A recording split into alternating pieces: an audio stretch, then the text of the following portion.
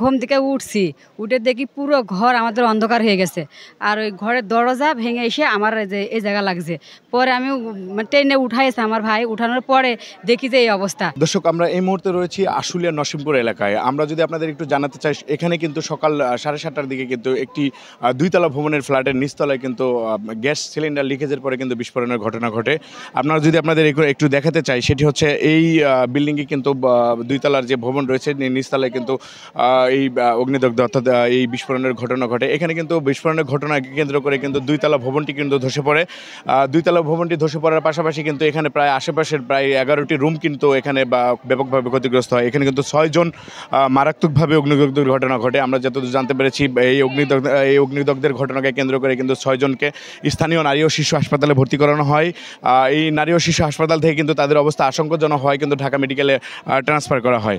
অর্থাৎ ঢাকা মেডিকেলে কিন্তু তাদের এখন পর্যন্ত চিকিৎসা চলছে বলে আমরা কিন্তু জানতে পেরেছি। আমরা যদি আপনাদের আরেকটু জানাই, সেটি হচ্ছে এই রুমটাতে কিন্তু সেই অগ্নি বিস্ফোরণের ঘটনা ঘটে। এই বিস্ফোরণের ঘটনা কিন্তু কেন্দ্র করে কিন্তু এই রুম পাশাপাশি কিন্তু আশেপাশের যতগুলো রুম রয়েছে সবগুলো কিন্তু ভেঙে চুরে যায় এবং ব্যাপকভাবে ক্ষতিগ্রস্ত হয়।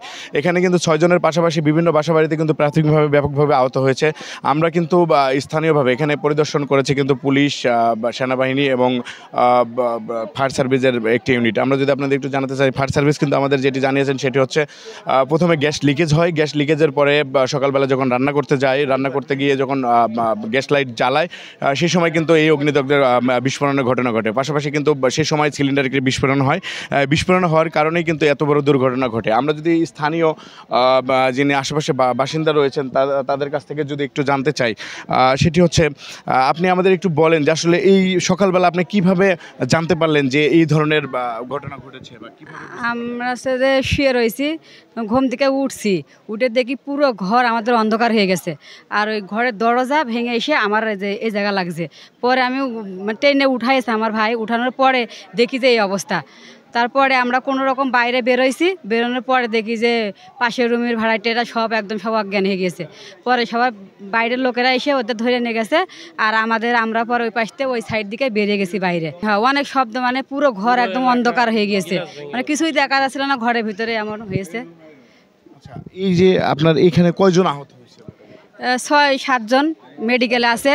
আর আমাদের মনে করেন যে হাত মাত কেটে মেটে গেছে, এইটুকুনি। আমরা যদি আরেকটু কথা বলতে চাই, এই যে সকালে যে ঘটনাটা ঘটলো, হঠাৎ করে আপনি কিভাবে বুঝলেন যে এই ঘটনাটা ঘটেছে? হঠাৎ করে ঘটনাটা ঘটছে, আমি যখন ছাদে উঠছি তখনও দেখি অবস্থা, এক মহিলা নিয়ে, তখন আমি অবস্থা দেখে এই পরিস্থিতি এরকম খারাপ। পরে আমি অনেক কষ্ট করি ছাদেতে আবার নামছি, নাইমে এন্দা বাইরেছি। কতগুলো রুম ক্ষতিগ্রস্ত হয়েছে?